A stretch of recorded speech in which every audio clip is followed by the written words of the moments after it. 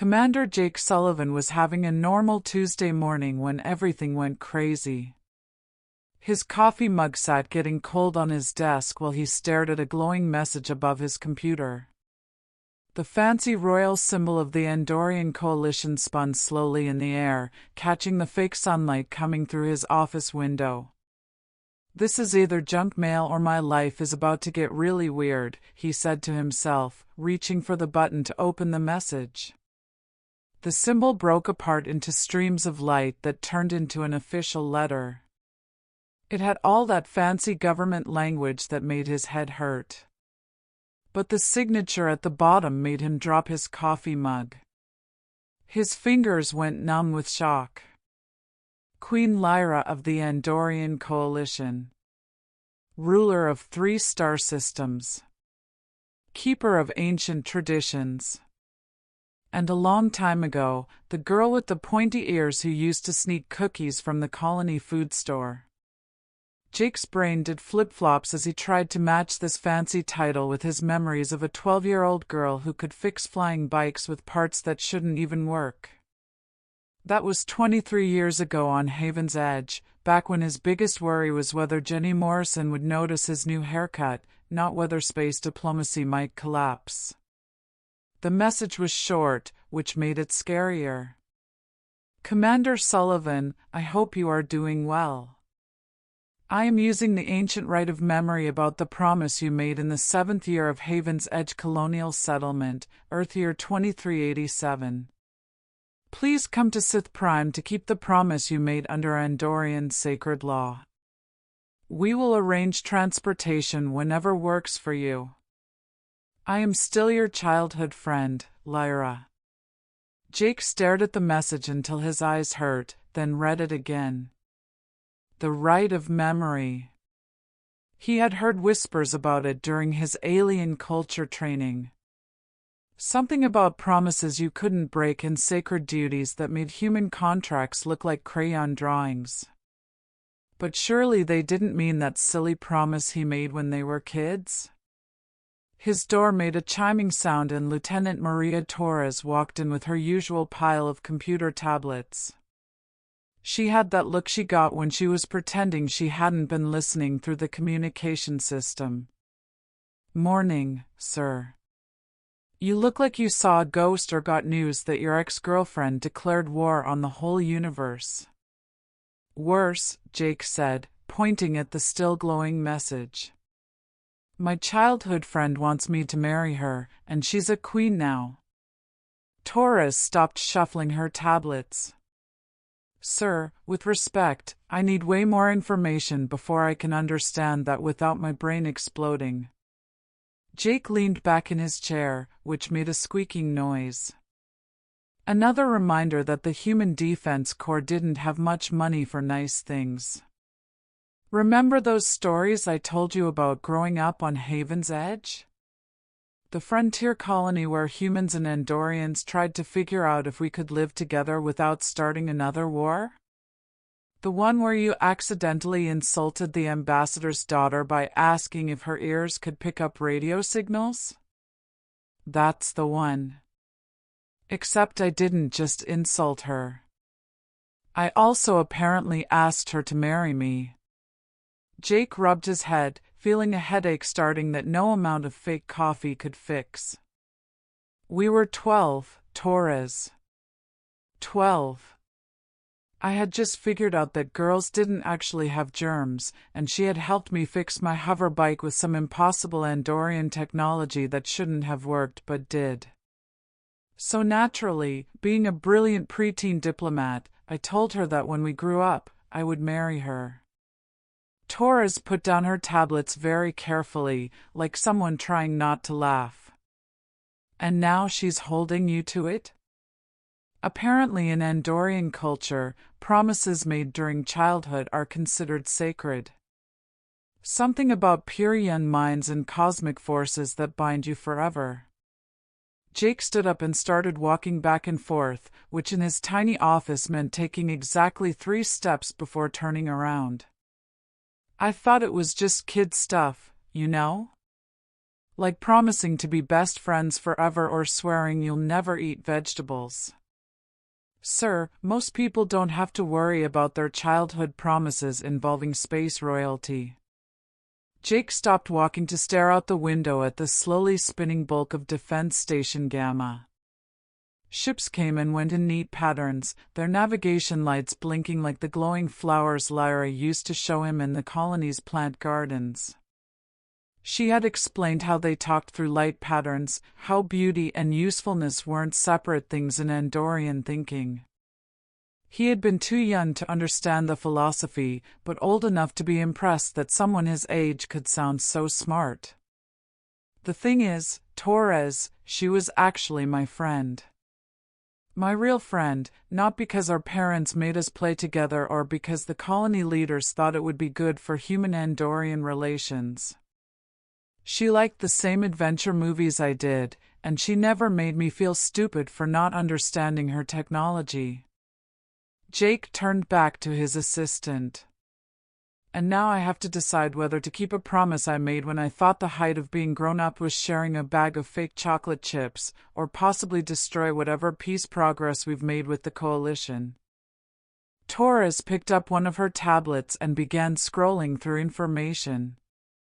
Sir, I hate to make your crisis worse, but Queen Lyra isn't just asking you to marry her.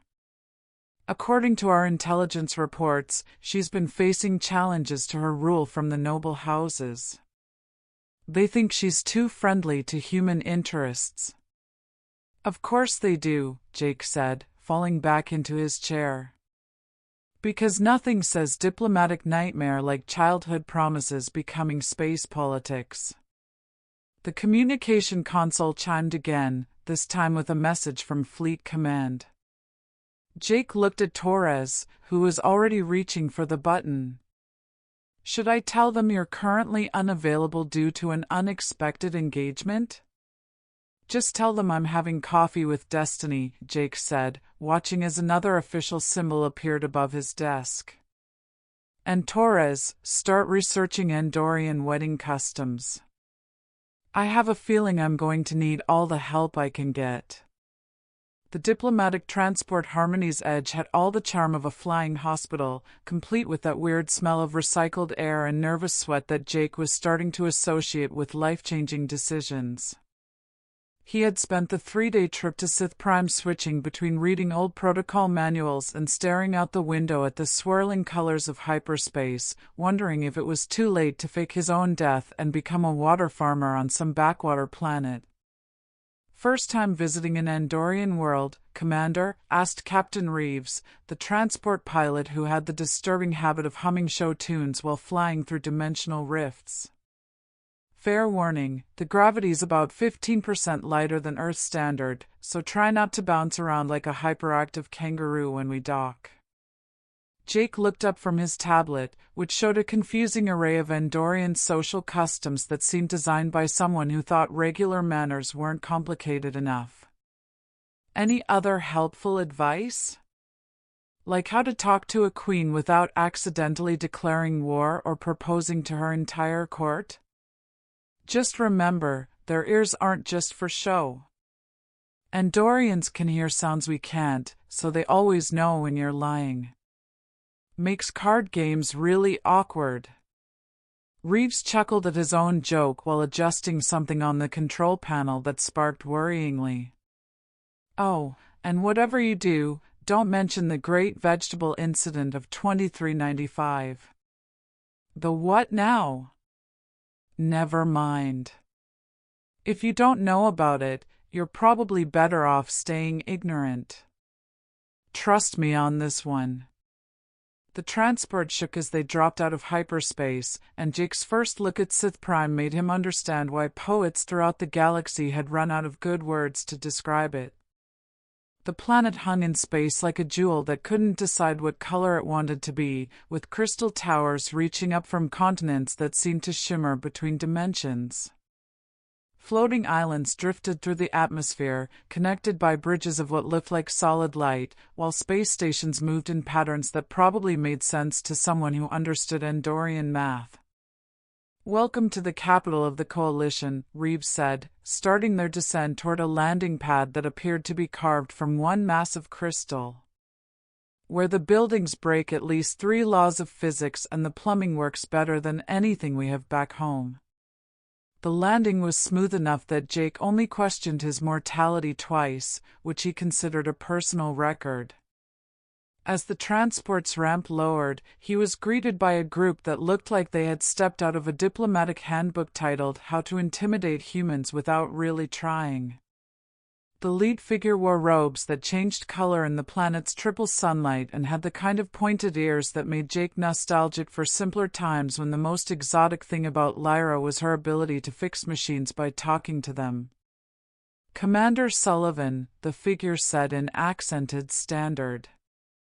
I am Court Advisor Vexter.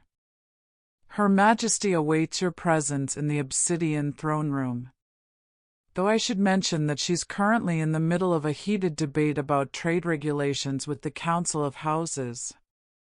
Something about mineral mining rights and whether humans understand the concept of sustainable harvesting. Jake followed Vexter through hallways that seemed to bend space in ways that made his inner ear file a formal complaint.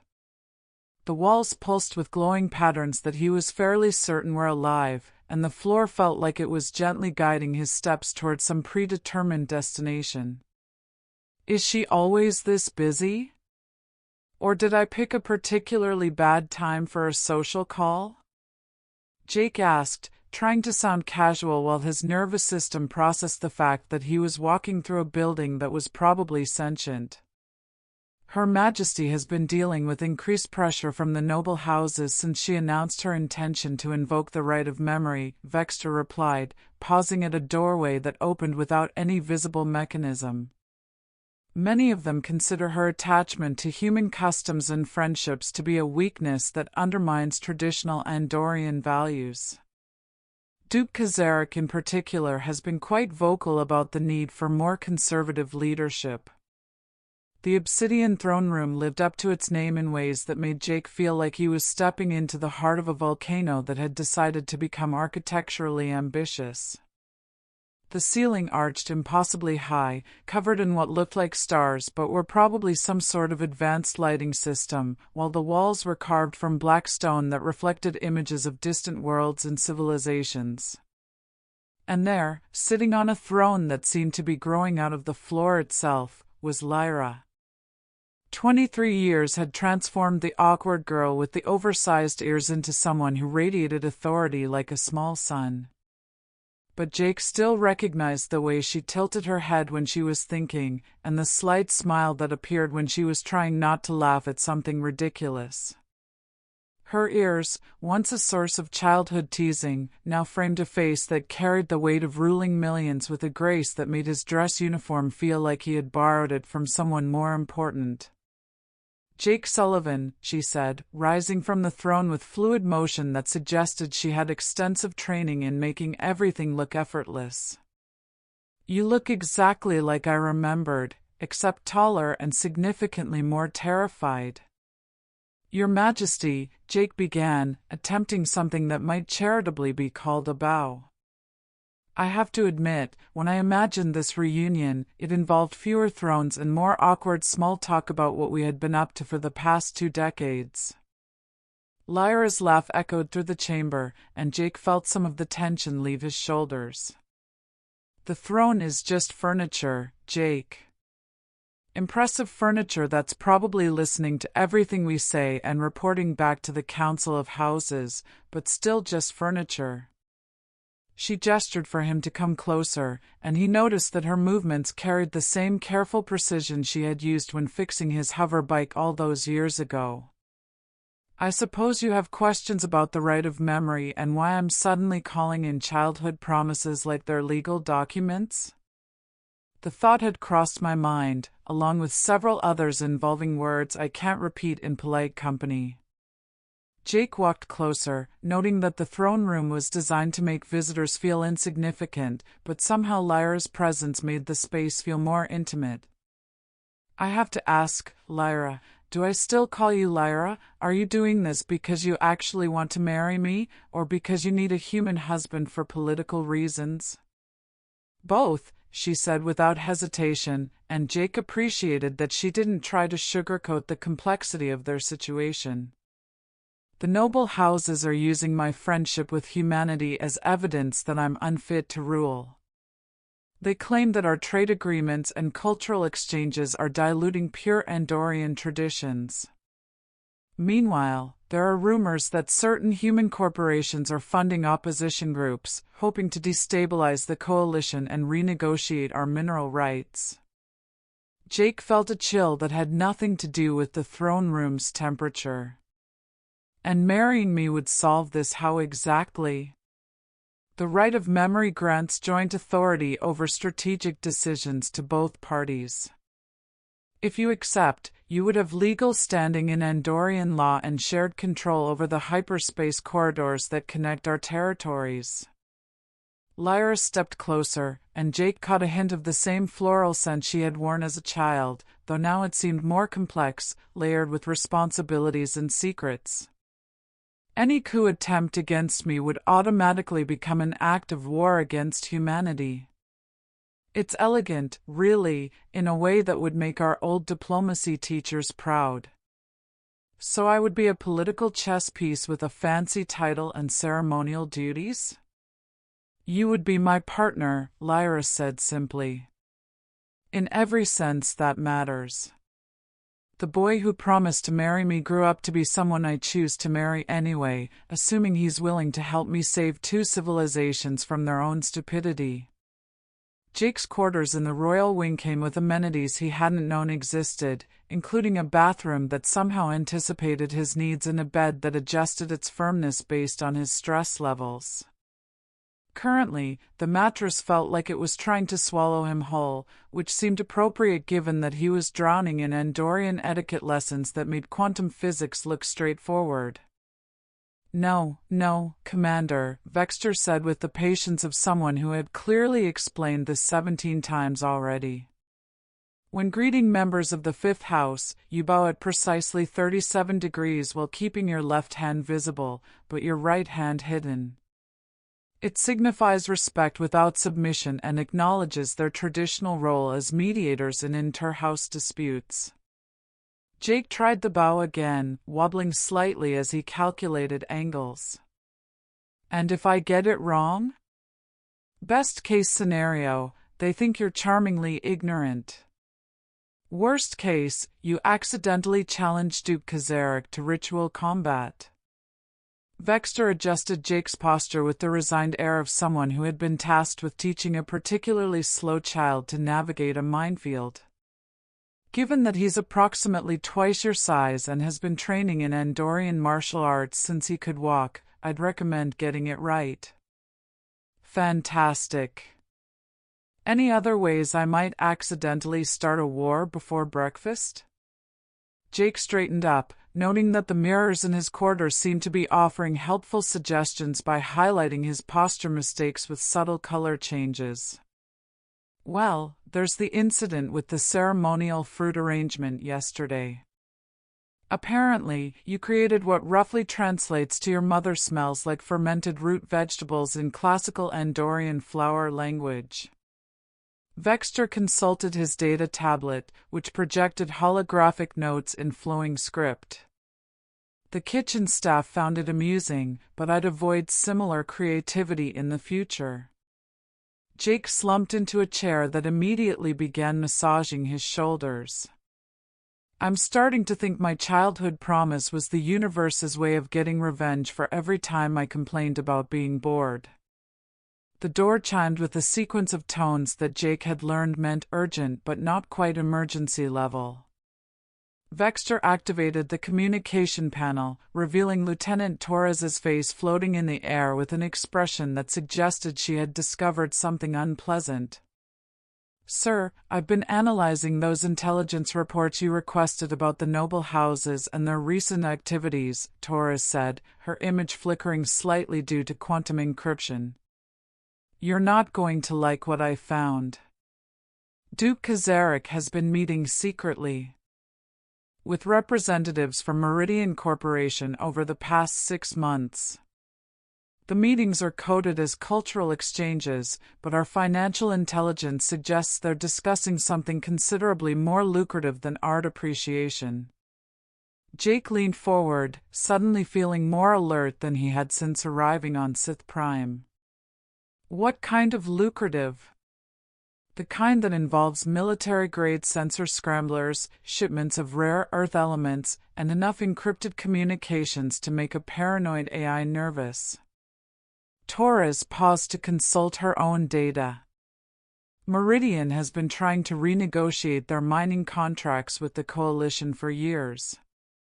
If the current government fell and was replaced by someone more amenable to their interests, they'd make enough profit to buy their own solar system, Jake finished. And all they'd need to do is destabilize Lyra's rule and install a puppet regime. Vexter's expression shifted from patient tutor to concerned advisor. Commander, if what your lieutenant suggests is accurate, then the noble houses aren't simply opposing the Queen's policies out of tradition. They're being manipulated by your own people. Jake felt his stomach perform the kind of gymnastics usually reserved for faulty artificial gravity. Torres, dig deeper into Meridian's connections. I want to know everyone they've been talking to, what they've been promising, and how long this has been going on. And send a coded message to Fleet Intelligence. Tell them we might have a corporate conspiracy that's gone way beyond simple profiteering.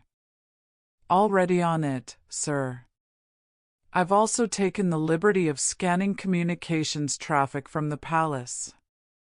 You might want to know that someone's been monitoring your quarters and your training sessions with Advisor Vexter. Jake looked around his room with new appreciation for the helpful mirrors and anticipatory furniture.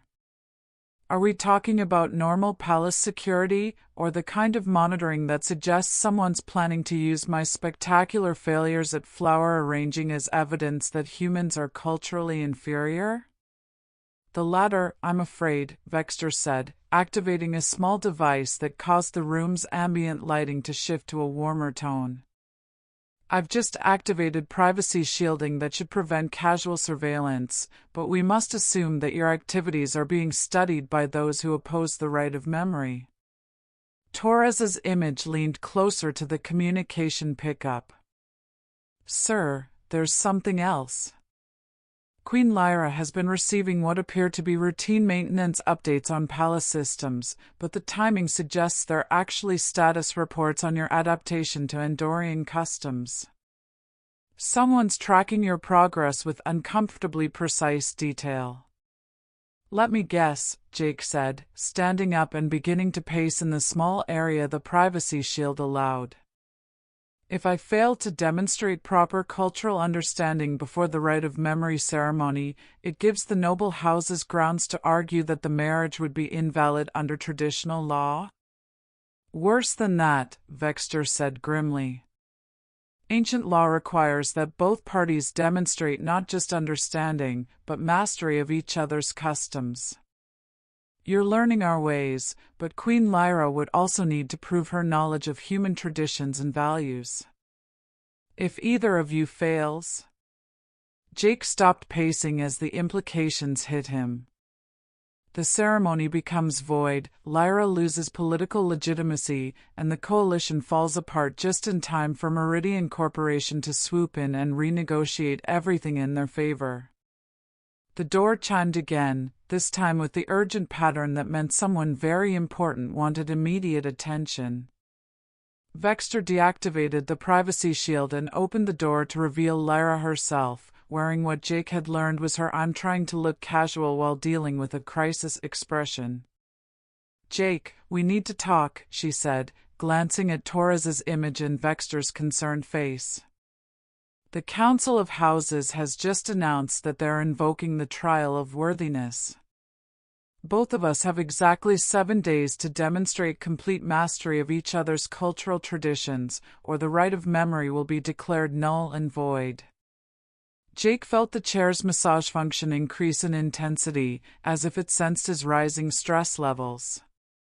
7 days to become an expert in Andorian customs while you figure out how to be human enough to satisfy their requirements?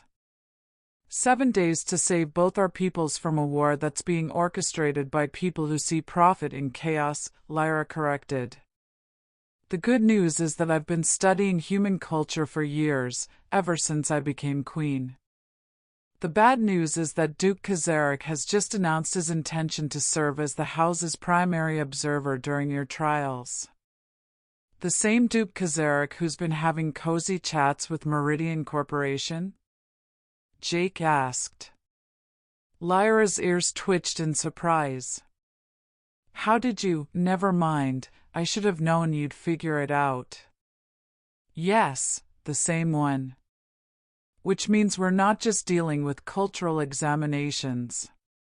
We're dealing with sabotage, political manipulation, and the kind of high-stakes theater that makes ancient gladiatorial contests look like children's games. Jake looked around the room at the faces of his allies, human, Andorian, and holographic, and realized that his childhood promise had somehow become the linchpin holding two civilizations together. Well, he said, attempting a grin that felt only slightly forced, at least nobody can say my life is boring anymore. The Festival of Twin Moons had turned Sith Prime into a carnival of light and sound that made Jake's childhood memories of colony celebrations look like quiet tea parties. Glowing decorations pulsed in rhythm with traditional Andorian music while orbital platforms projected holographic displays across the night sky. It would have been beautiful if Jake hadn't known that somewhere in the celebrating crowds, Duke Kazarek's supporters were preparing to tear down everything Lyra had built. Nervous? Lyra asked, adjusting the ceremonial robes that made Jake feel like he was playing dress-up as someone much more important than himself. They stood in the waiting room of the Great Temple, waiting for the signal that would begin either their triumph or the spectacular collapse of interstellar diplomacy. Terrified, Jake admitted, checking his wrist communicator one more time. But the good kind of terrified, like when you're about to jump out of a perfectly good spacecraft and hope your anti-gravity unit works. Lyra laughed, the sound echoing off crystal walls that hummed with harmonic frequencies. In 7 days, you've mastered Andorian cultural protocols that take most diplomats years to learn. You've also uncovered a conspiracy that could have destroyed both our peoples. I think you're allowed to be a little nervous. The past week had been a blur of intensive cultural training, interrupted by increasingly frantic intelligence gathering. Jake had learned to distinguish between 17 different types of ceremonial bows, while Torres and Vexter compiled evidence of Meridian Corporation's involvement with the noble houses. The evidence was damning. Encrypted communications, financial transfers, and weapons shipments all pointed to a carefully orchestrated plan to destabilize the coalition and install a more compliant government. Speaking of conspiracies, Jake said, are you sure broadcasting all that evidence during the ceremony won't cause a diplomatic incident that makes our current problems look simple? Jake, they're planning to overthrow my government and probably assassinate both of us if the right of memory fails. I think we're past worrying about diplomatic niceties. Lyra's ears twitched with amusement.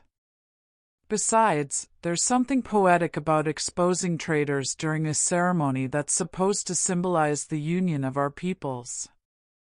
The temple doors began to glow with the warm light that signaled the beginning of the ceremony. Jake could hear the crowd gathering outside, thousands of Andorians and humans who had come to witness either a historic alliance or its spectacular failure. No pressure at all, Jake muttered. They entered the great temple together, and Jake was struck by how the ancient architecture seemed to pulse with life. The walls were covered with murals that told the story of Andorian civilization, while the ceiling opened to reveal the twin moons hanging like jewels in the purple sky. Representatives from both species filled the ceremonial space, their faces reflecting mixtures of hope, skepticism, and barely concealed political calculation. Duke Kazarek stood among the noble house's delegation, his expression suggesting he was already planning his victory speech. Jake caught the Duke's eye and offered a smile that was probably too cheerful for someone about to undergo cultural trials that could determine the fate of two worlds. Citizens of the Coalition and honored guests from Earth, Lyra began, her voice carrying clearly through the temple's acoustic systems. We gather tonight to witness the fulfillment of ancient promises and the forging of new bonds between our peoples.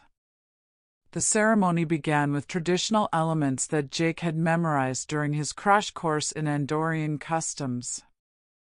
He performed the ritual greetings, spoke the ceremonial phrases, and managed not to accidentally insult anyone's ancestors. So far, so good. But as they reached the central portion of the ceremony, the moment when both parties would demonstrate their mastery of each other's cultures, Jake activated his wrist communicator and sent the signal he had been preparing all week. Before we continue, he said, his voice projected by the temple's systems, I believe it's important that all witnesses understand the full context of tonight's ceremony. Lieutenant Torres, please proceed with the intelligence briefing. Torres's holographic image materialized above the ceremonial altar, causing gasps and murmurs from the crowd. Citizens of both worlds, she began, over the past 6 months, Meridian Corporation has been secretly funding opposition to Queen Lyra's rule. They have provided weapons, intelligence, and financial support to noble houses planning to overthrow the legitimate government of the Andorian Coalition. The evidence unfolded in holographic displays that showed financial transfers, recorded communications, and shipping manifests. Jake watched Duke Kazarek's face as the Duke realized that his private conversations with Meridian representatives were being broadcast to the entire ceremony. The goal, Torres continued, was to destabilize the coalition, install a puppet government, and renegotiate mining rights to benefit human corporate interests at the expense of both our peoples. The crowd's reaction was immediate and loud. Andorian voices rose in anger while human representatives demanded explanations. In the chaos, Jake noticed several figures moving toward the exits, Duke Kazarek supporters attempting to flee before security forces could detain them. The irony, Lyra said, her voice cutting through the noise, is that those who claimed my friendship with humanity made me unfit to rule were themselves being manipulated by humans who saw our people as nothing more than resources to exploit. Jake stepped forward, feeling the weight of thousands of eyes upon him. I came here expecting to fulfill a childhood promise, and I discovered that the girl I made that promise to had grown into someone worth making new promises to. Not because she's a queen, but because she's someone who puts the welfare of her people above personal gain. The ceremony continued, but now it felt different. What had begun as a political necessity transformed into something genuine. Jake found himself speaking the traditional vows with conviction, meaning every word about partnership, shared responsibilities, and mutual respect. When Lyra accepted the right of memory and formally named him as her consort, Jake felt the legal and political weight of their union settling around them like a protective shield. Any remaining coup plotters would now be challenging not just an Andorian queen, but a joint human Andorian authority backed by both governments. As the twin moons reached their highest point, Jake and Lyra stood together before their peoples, hands joined in the traditional gesture that symbolized the interweaving of destinies. The ceremonial crowd had become a celebration, with even former skeptics acknowledging that they had witnessed something historically significant. So, Jake said quietly as they walked through the crowd receiving congratulations, what's it like being married to someone who used to tease you about your ears? Oddly familiar, Lyra replied, squeezing his hand. What's it like being married to someone who can have you executed for treason if you don't take out the garbage? Motivating, Jake said, then paused. We are talking about metaphorical garbage, right? Lyra's laugh was answer enough.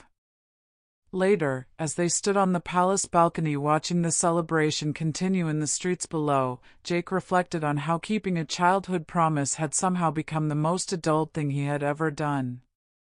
The scared kid who had worried about diplomatic incidents had been replaced by someone willing to risk everything for people he cared about. No regrets? Lyra asked, following his gaze to where human and Andorian children played together in the festival lights. Just one, Jake said, pulling her closer. I wish it hadn't taken us 23 years to figure out that some promises are worth keeping. As the twin moons set over Sith Prime, casting their combined light over a celebration that marked the beginning of a new era, Jake Sullivan realized that sometimes the universe had a funny way of making sure you ended up exactly where you belonged. Even if it took a childhood promise, a galactic conspiracy, and the most complicated wedding in interstellar history to get you there.